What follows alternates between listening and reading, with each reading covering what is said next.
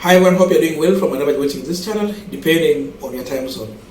Now, yesterday William Ruto was in Kirinyaga County and he took his time to react to the issue of Mungiki. He took his time to warn the parents, the youth, and the entire people from Mount Kenya region about the emerging of Mungiki. Very stern warning. It's like they're going to live with them decisively. When you talk like that, you will think like, Mungiki has emerged. You know, he's creating that perception like Mungiki is here. It's like Mungiki are everywhere, terrifying people in this country. Yes, indeed we know, at one point Mungiki was here. They terrified people. They disturbed people. It was a very bad situation.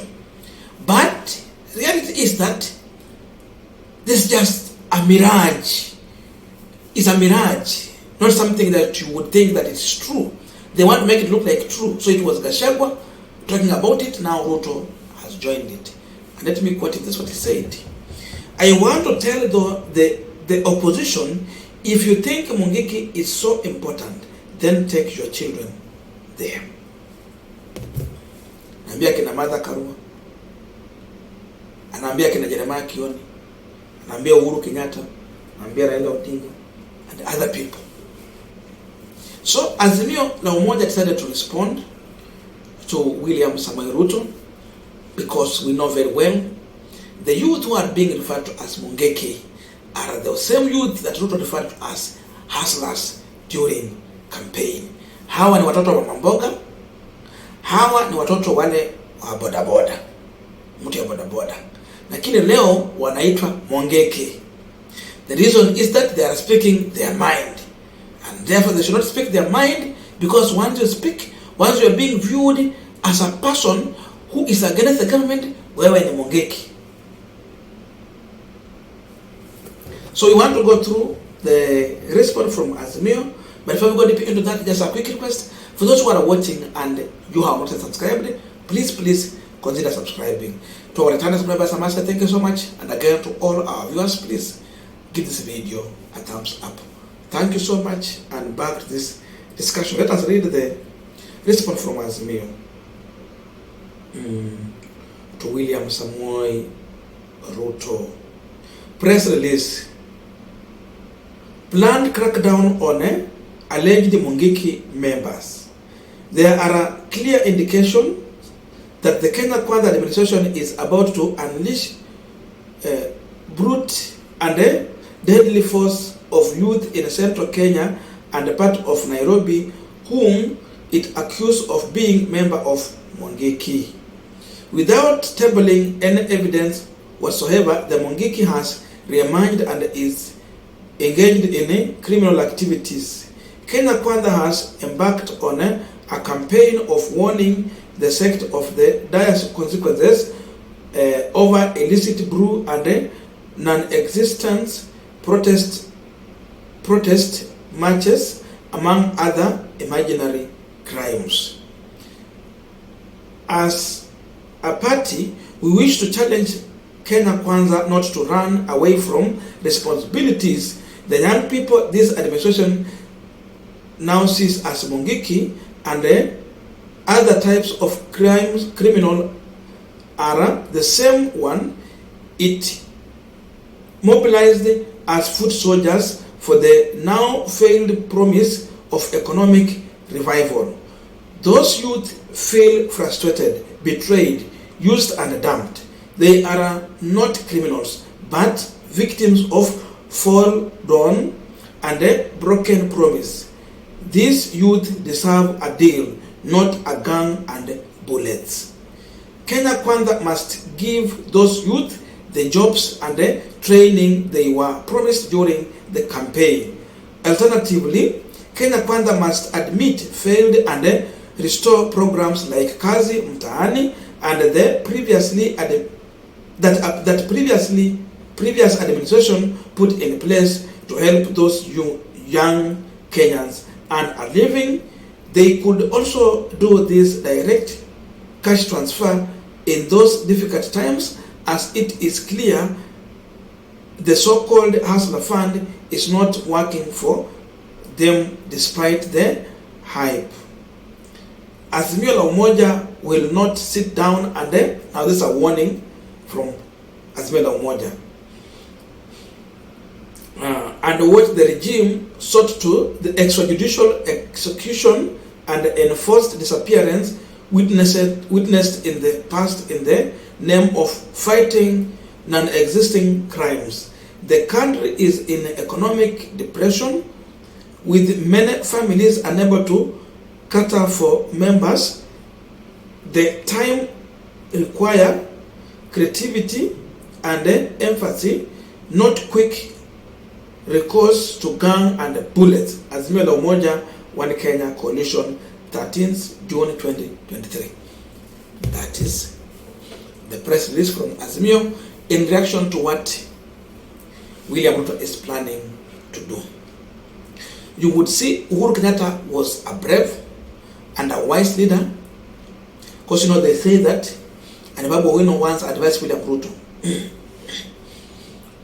you might find a leader who is not wise, but once you have wise advisors, they make you look like a wise leader. But if you are a wise leader and you are being advised with a clueless leader, they make you look like a stupid leader. So who had advisors who could give him advice? And they followed. The advice was that huku nje kimeumana, vijana hawana kazi, na vile wamekosa kazi hivi na wakosa other activities to engage in, they might turn into gangsters because they will be looking for a way to survive, to put food on the table. The advice was introduce something that will make them earn something.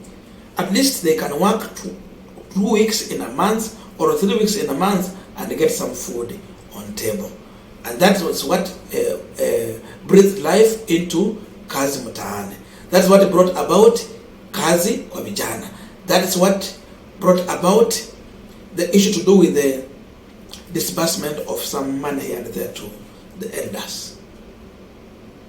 And that helped a lot. So youth were engaged in several activities, cleaning the streets, even in villages.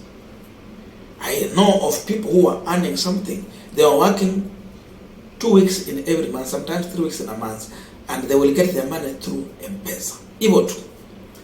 Hakukuwa na shortcut sijui wanakatwa pesa inaingia direct. Ruto came and removed everything. What do you expect? What do you expect?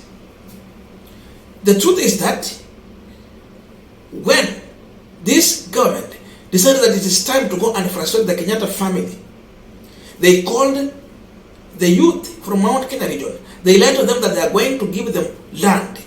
They issued a certificate title deed, and it was just they need to gather somewhere, be taken by road, by buses to the site where they're going to be subdivided the land.